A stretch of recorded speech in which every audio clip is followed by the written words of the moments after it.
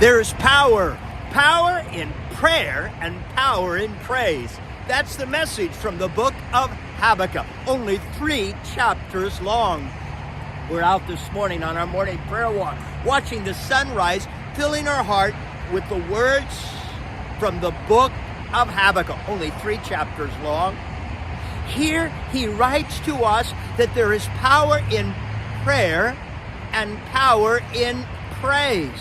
He begins the chapter just filled with conflict, seeing the wickedness in the world, seeing the hungry and the poor left unattended, seeing wickedness and corruption all around, seeing the economy fall flat, where the price of gas goes from $1, $2, $4 to $6, where the cost of a dozen eggs goes from just a couple of dollars to $4, $6, maybe $8.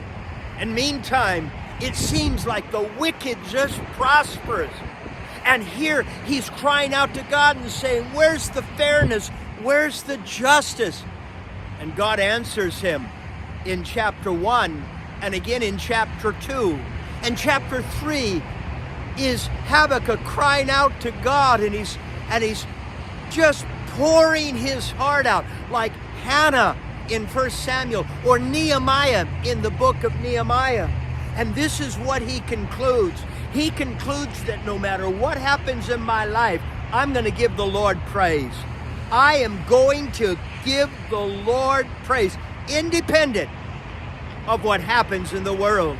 Verse 17 of chapter 3, even though the fig trees have no blossoms and there are no grapes on the vine, even though the olive crop fails and the fields lay empty and bare, even though the flock die in the field and the barns are empty, even though the cost of gasoline or the price of eggs or the political corruption that's around the world, even though all these things happen, yet independent is my walk with God. My walk with God is not defined by the news story of CNN or Fox or Channel 3, 10 or 13. It has nothing to do with what happens in the world. It has to do with what's in my heart. For the just shall live by faith. And Paul quotes that in the book of Romans and again in the book of Galatians. Martin Luther gives his heart to God and finds salvation from a life that has been stained with sin, realizing God's grace and God's call to us is a walk of faith.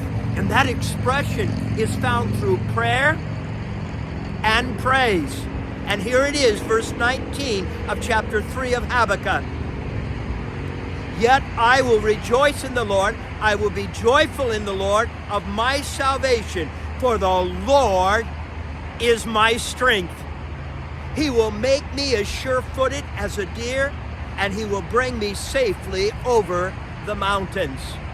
In Habakkuk, God raises up the Babylonian Empire to bring correction to Judah.